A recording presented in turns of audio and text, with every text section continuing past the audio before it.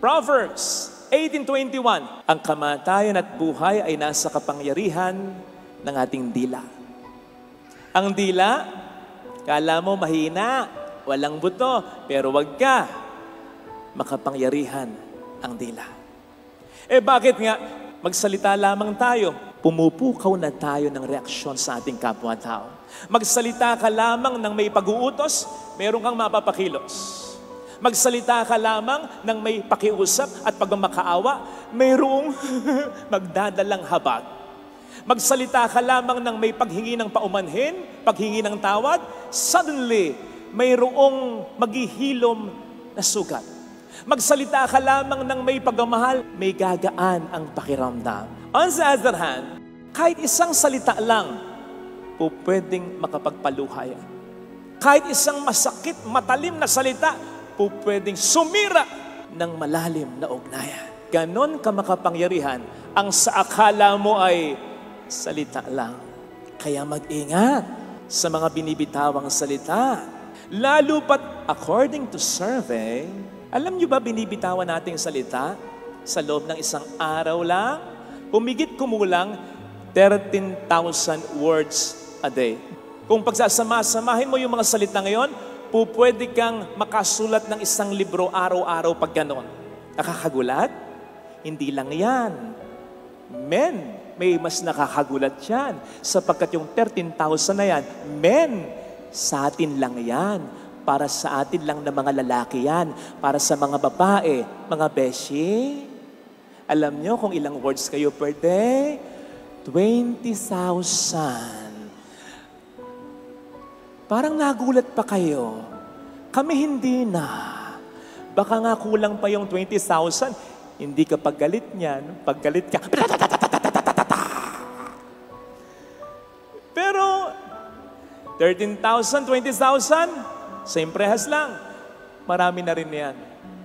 So napakaraming mga salita na pwedeng makapagpagaan, makapagpapikat ng dalahin ng tao, pwedeng bumuo at mawasak sa buhay o araw ng tao, pwedeng pumatay at bumuhay ng puso o ng buhay mismo ng tao. Dapat nating malaman yon na sa 13,000 na yon, na sa 20,000 yun, kahit isang salita lang, we should be mindful of that.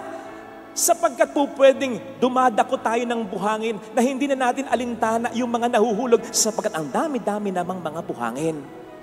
Sa dinami-dami ng mga salitang binibitawan natin, baka wala na tayong pakialam sa pwedeng maging epekto niya. Narinig natin sa ating unang pagbasa kung gaano ka makapangyarihan ang salita ng Diyos. Ang sabi doon, para itong isang ulan, patak ng ulan, na dumidilig sa mga binhi at nagpapatubo sa mga binhi. Tandaan po natin, ang Panginoon ay naglagay ng mga binhi ng mga mabubuti, sapagkat mabuti siya sa puso natin. Ang salita niya, ang ulan na dumidilig dyan at nagpapatubo. This will explain why, kapag ikaw ay nagbabasa ng salita ng Diyos, kapag ikaw ay nagdarasal, kapag ikaw ay nakakapakinig ng makabuluhang homily, iba yung pakiramdam mo. Naiingganya kang magpakabuti. Mas magpakabuti. Magdarasal na ako. Tama si Father. Magbibigay ako. Magsasakripisyo ako. O sige na nga. I-stretch ko pa yung pasensya ko. O sige na nga. Hihingi na ako ng tawad. Magpapatawad na ako. Lord, tama si Father, tama ang salita ng Diyos. Sasampalataya ako sa iyo kahit napakatindi ng problema ko. Kapag ganun ang epekto sa iyo, nadidilig ng salita ng Diyos, yung nabinhi ng mabuti sa puso mo. Kaya nga malakas makabuti ang pagsisimba sapagkat kung lagi mong napapakinggan ang ulang dumidilig sa mabuti sa puso mo, tutubo yung mabuting yan hanggang sa maging mabunga sa buhay mo, sa buhay ng iba, lalo tigit sa iyong pamilya. Natutuwa naman ako sa ginawang pagpapayo ni Vice Ganda sa isang contestant sa It's Showtime na hindi believe sa sarili niya, na tinutuksong hindi maganda, kaya mababa yung self-esteem niya. Inalis niya yung makeup niya. Sabay sabi, parang ang kinis ko, di ba? Pero ang kapal ng makeup ko. Ito ako. Ito si Vice Ganda. Hindi makinis ang mukha ko sa paningin ng iba. Mataas ang hairline ko. Ngayon, picturean niyo akong lahat. Ikalat niyo sa internet. Pagtawanan niyo ako. Lait-laitin niyo ako. Sabihin niyo lahat ng gusto niyong sabihin. Wala akong pakialam. Dahil kahit magaspang ang mukha ko, mataas ang hairline ko, maganda ako.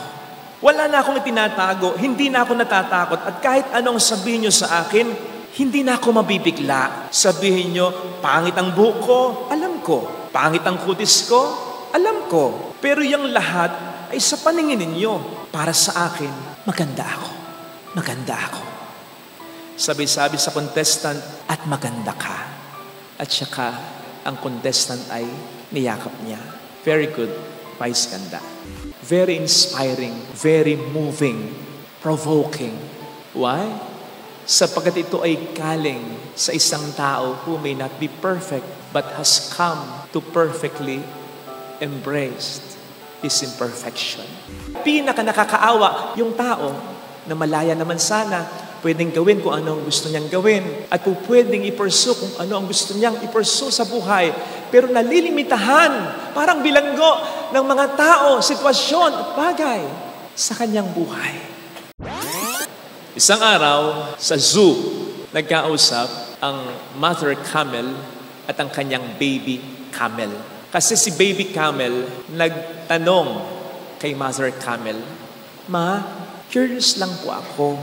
Bakit po may humps tayo sa likod? Tuloy, para tayong kuba. Sumagot si mother camel, Anak, dyan ini-store yung fat natin. Yan yung source of energy natin.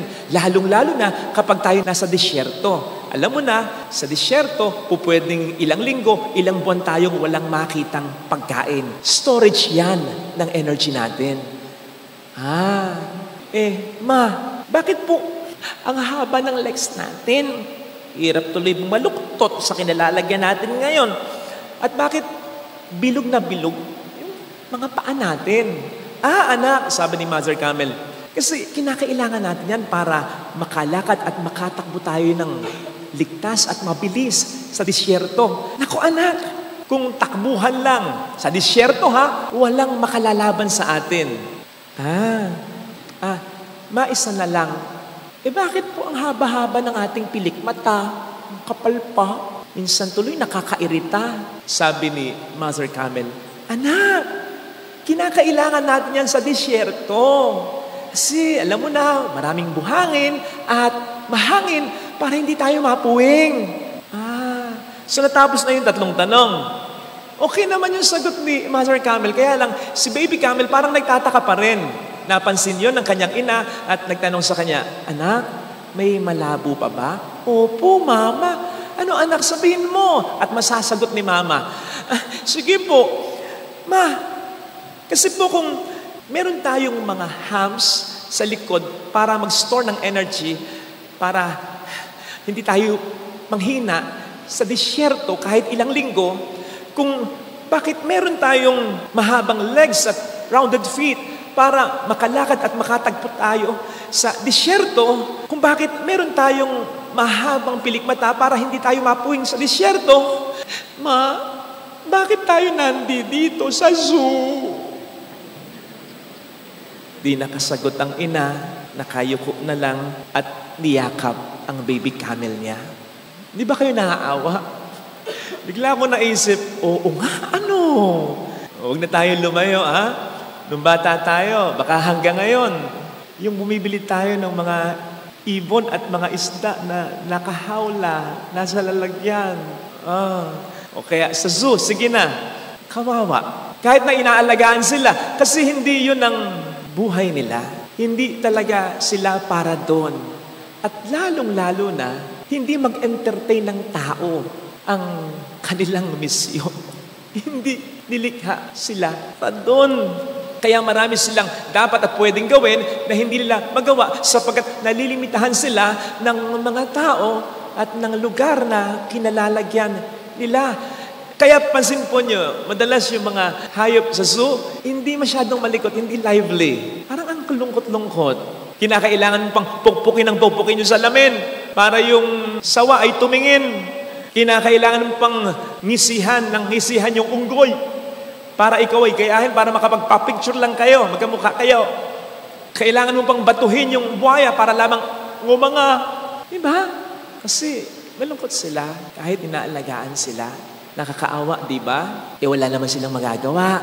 Kaya mas lalong nakakaawa. Pero hindi kaya pinaka-nakakaawa yung tao na malaya naman sana, pwedeng gawin kung ano ang gusto niyang gawin. At kung pwedeng i-pursue kung ano ang gusto niyang i-pursue sa buhay.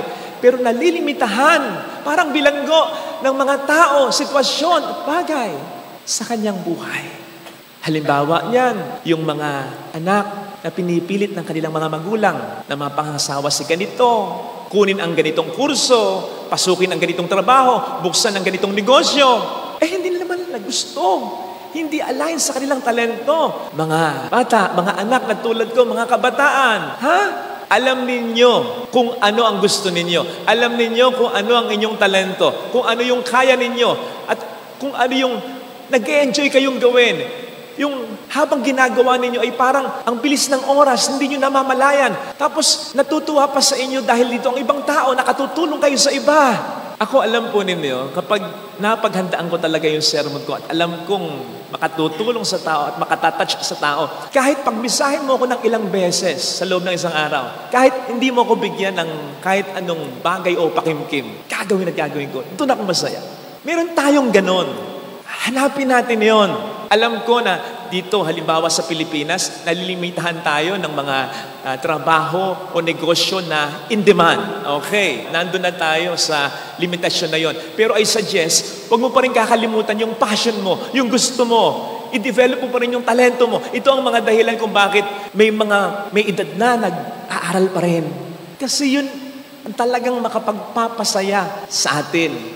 Maganda kung ang trabaho mo kahit hindi mo gusto. Sige, dahil nandoon ka na. Magbutihin mo, mag-ipon ka para dumating yung pagkakataon, maging malaya ka na. Gawin ang gusto mo. So, huwag tayong makikinig padidikta sa kahit sino. Yes, kahit sa mga magulang natin. Ang sabi sa Biblia, honor your father and your mother.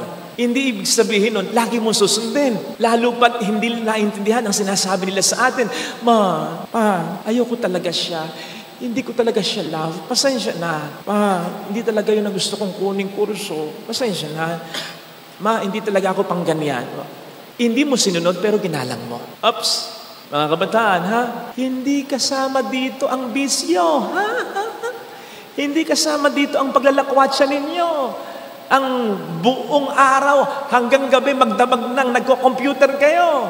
Hindi kasama dito yung pagbarkada sa masamang impluensya o yung pagsasyota na lang lagi habang bata pa. Baka pag uwi niyo mamaya, magulat ang mga magulang niyo at sugurin ako dito, sabihin niyo, ayan na, si Father na nagsabi, hindi ka namin susundan. Gagawin ko kung ano ang gusto ko. Utot mo. Hindi ko sinabi yun. Ang sabi ko, gawin mo yung mabubuting kaya mo at ibigay mo yung best mo sapagkat most likely, yun din ang magandang plano ng Diyos para sa'yo. Yung iba naman, hindi man madiktahan ng iba, dinidiktahan nila apparently ang sarili nila dahil sa inggit nila sa iba. Kaya bumibili ng gadget kahit walang pera, sukat yung ipon nanggaling sa huwag naman sanang ninakaw o kaya huwag din sanang tinitipid yung sarili. Pang merienda, hindi magmerienda para makaipon, makabili ng gadget. Dahil lamang gustong sumabay sa uso ng kabarkada. Yung iba, nagdadamit, nagpapagupit nang hindi naman bagay sa kanila. Outfit check, outfit check. Sige, nako. Sino tumulan dyan? Kukurutin ko. Yung iba, ginagaya yung mga napapanood nila at iniidolo nilang mga artista kahit hindi nila kilala ang sarili nila. So ano ang nagiging resulta? Kalungkutan, identity crisis, kawalan ng direksyon sa buhay. Sige nga, ilan sa atin yung masaya ngayon sa trabaho niya? Ilan sa atin yung productive ngayon sa buhay niya, nakatutulong, hindi lamang sa kanyang pamilya, kundi nakaka-inspire din ng iba. Ilan sa atin ang masaya sa buhay na pinili niya. Come on! Huwag na nating dagdagan ang bilang ng mga taong malungkot ang buhay. Tingnan po ninyo si John the Baptist. I-recall po ninyo kung paano siya dinescribe. O hindi ba? Ang sabi, hinabing balahibo ng kamelyo ang damit niya, balat ang pamigkis niya, balang at pulot-pukyutan ang kinakain niya. Kaya kung imaginein mo, parang ganyan ang itsura. Well, not to mention yung hindi siya madalas nakikisalamuha sa mga tao, nandun siya sa malayo, nandun siya sa ilang. Kaya ang tingin sa kanya, kung titingnan mo, parang weirdo parang si Raulo. Kung makikita mo ngayon yan, baka hindi mo pakitunguhan, baka hindi mo lapitan. Pero pansinin po ninyo, ang daming lumalapit sa kanya. Ang daming naiinggan niya sa kanya. Ang daming gustong makinig sa kanya. Bakit? Kasi kilala niya ang sarili niya. Masaya siya. Walang nagdidikta sa kanya. Ginagawa niya kung ano yung tama na alam niyang kaya niya at ipinapagawa ng Diyos sa kanya. Ako ang tinig na sumisigaw sa ilang. Yun siya. Hindi niya kinakailangang magpanggap na siya'y kung sino mang iba. Remember, inilatag sa kanya ang mga pangalan, ang mga identities na mga sikat nung kapanahonan nila. Ikaw ba si Elias? Napakadakila ni Elias sa pananaw ng mga Hudyo. Ikaw ba ay isang dakilang propeta? Ikaw ba ang Mesiyas? Nakita nyo na? Akala nila si Kristo ay siya. Akala nila si Juan ang tagapagligtas na hinihintay na nila. Pwede siyang magpanggap. Hindi na nila yun maiintindihan. Hindi nila yun mahalata pa. Pero anong sabi niya? Hindi ako. Hindi ako karapat-dapat magkalag ng tali ng panyapak niya. Kaya nga, hindi nakapagtataka. He was happy. He was fulfilled. And for Jesus, among the prophets, He is the greatest. This reminds me of a quote that says, being yourself, especially in this world that is constantly trying to make you someone else, is your best accomplishment. Kaya natutuwa naman ako sa ginawang pagpapayo ni Vice Ganda sa isang contestant sa It's Showtime na hindi believe sa sarili niya, na tinutuksong hindi maganda, kaya mababa yung self-esteem niya. Kasi to everyone's surprise, nanghingi si Vice Ganda ng wipes. Tapos, live sa TV inalis niya yung makeup niya. Sabay-sabi, parang ang kinis ko, di ba? Pero ang kapal ng makeup ko. Sa TV, ang ganda ng mata ko, di ba? Kasi nakapilik mata ako. Sabay-sabay niyang inaalis yung artificial na pilik mata niya. Pag pinanood mo ko, di ba? Bilog na bilog ang mga mata ko. Ang ganda. Kasi nga, naka-contact lens ako. Inalis niya yung contact lens niya. And he said to the contestant, ngayon ko lang ito gagawin kasi gusto kong ipamukha sa'yo na dapat hindi ka matakot kung ano ka. Sabay tanggal din sa wig niya. And then he said, ito ako, ito si Vice Ganda. Hindi makinis ang mukha ko sa paningin ng iba. Mataas ang hairline ko. Ngayon, picturean niyo akong lahat. Ikalat niyo sa internet. Pagtawanan niyo ako. Lait-laitin niyo ako. Sabihin niyo lahat ng gusto niyong sabihin, wala akong pakialam. Dahil kahit magaspang ang mukha ko, mataas ang hairline ko, maganda ako. Wala na akong itinatago, hindi na ako natatakot. At kahit anong sabihin niyo sa akin, hindi na ako mabibigla. Sabihin niyo, pangit ang buhok ko, alam ko. Pangit ang kutis ko, alam ko. Pero yung lahat ay sa paningin ninyo. Para sa akin, maganda ako. Maganda ako. Sabi-sabi sa contestant, at maganda ka. At saka, ang contestant ay niyakap niya. Very good, Vice Ganda. Very inspiring, very moving, provoking. Why? Sapagkat ito ay galing sa isang tao who may not be perfect but has come to perfectly embrace his imperfection. Kaya confident siya, kaya masaya siya, at kaya din nakapagpapasaya siya ng iba. Gusto rin niya yung ginagawa niya. You see, brothers and sisters, ang Diyos ay wala naman talagang nilikhang pangit.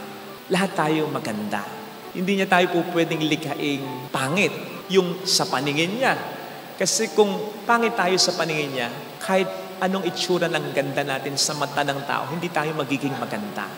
Perfect ang Diyos. Kaya kung anong itsura at meron tayo ngayon, perfect iyon. Nagiging pangit lang tayo, nagiging mali lang tayo kapag tayo'y nasa maling tao, maling sitwasyon, maling lugar. Bagay na maiiwasan kung ang acceptance ay magsisimula sa atin. Kung tayo mismo ang unang makaka-appreciate sa atin. Una, kung titingnan natin ang ating sarili, kung paano tayo tinitingnan ng Diyos. You are fearfully and wonderfully made. Mahal ka ng Diyos. Nagkatawang tao para sa iyo ang Diyos. Namatay at muling nabuhay para sa iyo ang Diyos. Sabay, i-develop natin ang ating mga talento. Hindi kinakailangang bongga agad. Magaling sa math, magaling sa science, magaling magnegosyo. Okay yun. Pero po pwedeng ang talento mo, magaling kang makisama. Magaling kang mag-alaga, nandun yung concern talaga, masipag ka, maboka ka, mapagpatawa ka. Come on, yan, talento din. I-develop natin. Lalo pat natutuwa ang tao sa paligid natin at wala tayong inaapakan, sinasaktan, inaapi na kapwa natin. Kapatid, no offense pero kahit kasambahay, o diba, ilang beses mo nang narinig sa iba, wala na akong makitang kasambahay na tulad niya. Kahit mag-iwan ka ng pera, hindi mawawala. Babalik sa'yo. Katiwa-tiwala. Kasambahay, kahit pulubi. Yan eka, kahit pulubi yan. Makita mo, magdadala ng bulaklak yan ng sampagita sa simbahan. Utusan mo, susundin ka, ibabalik yung sukli. Pulubi. Just always do your best. And that includes being the best husband, being the best wife, being the best child, being the best brother or sister. Hindi dahil makikipagkompetensya ka sa iba. Hindi. Basta gagawin mo kung ano yung kaya mo. Yung magpakabuting tao ka. Yung gawin mo lagi ang best mo. Hindi lang sa trabaho, kundi sa pakikipagkapwa-tao, sa pagmamahal, sa pagmamalasakit, sa pagrespeto. Sinasabi ko sa iyo, hindi ka lang mabubuhay ng masaya. Mamamatay ka ring masaya. Kasi kahit wala ka na, aalalahanin ka pa rin nila. Dahil wala na silang makikitang tulad mo. Kasi nga, nag-iisa ako, nag-iisa ka, nag-iisa tayo. Maraming pwedeng maging doktor na tulad mo. Pero kung gagawin mo yung best mo, iba yung mga kliyente mo Iba yung mga taong makakasalumuha mo Iba yung mga taong paglilingkuran mo Maraming pwedeng maging pare tulad ko. Pero kung gagawin ko lagi ang best ko, kahit may ibang mga pare, mag-stand out ka. Hindi dahil nakikipagkumpetensya ka sa iba, kundi dahil yung paring yan, ginawa talaga ang best niya. Maraming mas maganda at gwapo sa'yo bilang ama, bilang ina, bilang asawa. Pero kapag ikay naging mabuting asawa, kahit marami ang mas gwapo sa'yo, ikaw ang the best para sa asawa. Kasi nag-iisa ka talaga sa mundong ito. Ito sana mga kapatid, ang ating ipagdasal sa ating banal na misa.